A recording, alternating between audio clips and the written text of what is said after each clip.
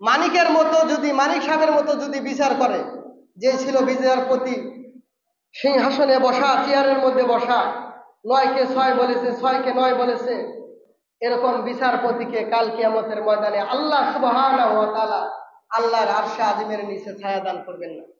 7 শ্রেণীর মানুষ, 7 প্রকার মানুষ আল্লাহ সুবহানাহু ওয়া তাআলার আরশে আজিমের ছায়াতলে স্থান পাবেন। এই 7 শ্রেণী ছাড়া কেউ আল্লাহর আরশে আজিমের ছায়া নিচে ছায়া পাবে না।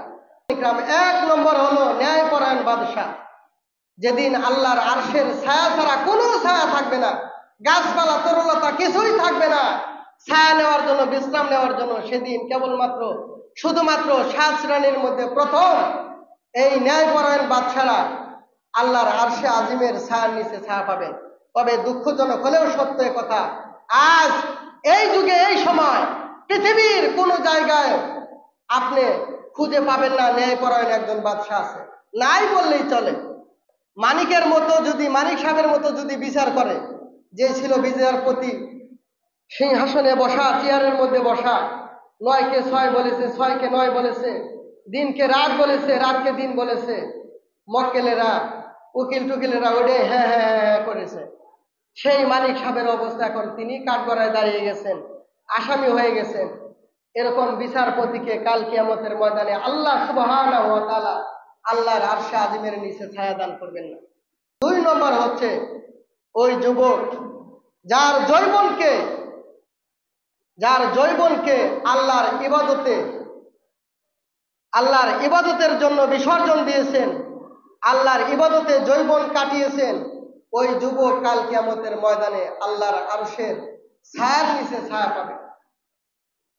3 নম্বর হচ্ছে পরকালীন জীবনে আরশে আজিমের নিচে 3 প্রকার মানুষের মধ্যে 3 নম্বর যারা থাকবে তারা হলো ওই মুসল্লি যারা 5 ওয়াক্ত নামাজ মসজিদে এসে জামাতের সহিত আদায় করবে এবং ফজর নামাজ পড়ে যাওয়ার পরে মসজিদের দিকে আকর্ষণ থাকবে, মনটা ঝুলানো থাকবে, আর মনের মধ্যে আগ্রহ হবে কখন মুয়াজ্জিন জোহর নামাজের আজান শুরু করে দেয়, জোহর নামাজের আজানের সাথে সাথে আমাকে মসজিদে হাজিরা দিতে হবে।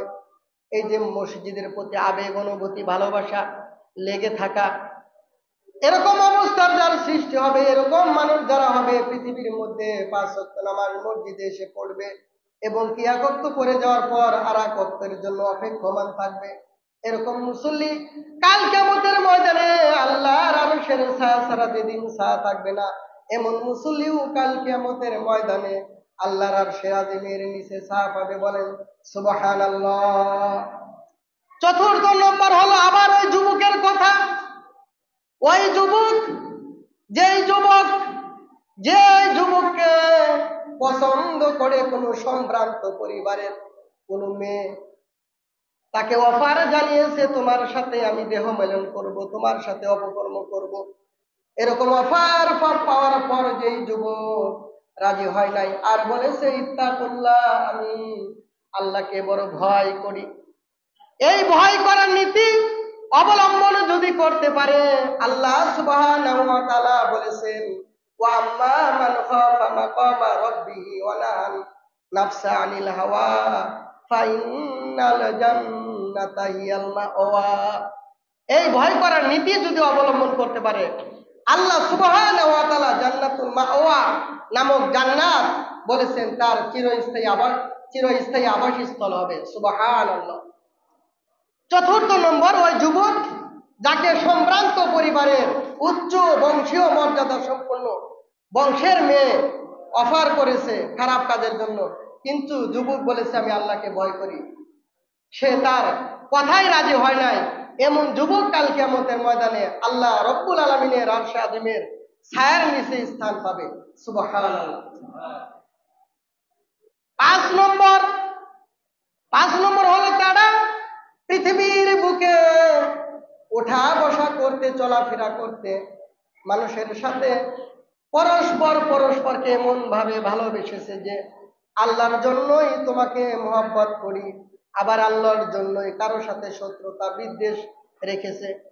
যেমন একজন মানুষ ভালো মানুষ, নামাজি মানুষ, পরহেজগার মানুষ আল্লাহর জন্যই তাকে মোহাব্বত করেছে, ভালো মানুষ এই জন্য সুসম্পর্ক রেখেছে। আবার এক শ্রেণীর মানুষ তারা যারা খোদাদ্রোহী, নবীদ্রোহী, নবীকে মানে না, খোদাকে মানে না, যারা এক কথাই বলা হয় নাস্তিক, এমন মানুষের সাথে শত্রুতা রেখেছে আল্লাহর জন্যই, আল্লাহর মহব্বতের কারণেই তাদেরকে পছন্দ করে নাই। এমন নীতি নৈতিকতার সাথে যারা জীবন যাপন করবে, যারা এরকম আদর্শ লালন করবে আর পরস্পরকে ভালোবাসবে আল্লাহর জন্য এবং আল্লাহর জন্যই, তার থেকে দূরে থাকবে, এমন মানুষও কাল কিয়ামতের ময়দানে আল্লাহর আরশ আজিমের ছায়ার নিচে ছায়া পাবে। 6 নম্বর হলো তারা যারা এমন মানুষ দান সদকা করবে, এমন ভাবে গোপনে দান সদকা করবে যে ডান হাত কি দান করেছে তার বাম হাত বলতে পারবে না, তথা গোপনে দান করা, অতি গোপনে দান করা, এমন দানবীরও কাল কিয়ামতের ময়দানে আল্লাহর আরশে আজিমের ছায়ার নিচে ছায়া পাবে। বলেন সুবহানাল্লাহ। 7 নম্বর ব্যক্তি ওই ব্যক্তি যে নির্জনে একাগ্রতার সাথে নির্জনে বসে আল্লাহর ভয়ে চোখ দিয়ে দর দর করে পানি ছেড়েছে আল্লাহর ভয়ে, ওই ব্যক্তিও কাল কিয়ামতের ময়দানে এই চোখ দিয়ে আল্লাহর ভয়ে পানি বের হওয়ার কারণে কাল কিয়ামতের ময়দানে এই ব্যক্তিও আল্লাহর আরশ আজিমের ছায়ার নিচে ছায়া পাবে। বলেন সুবহানাল্লাহ। এখানে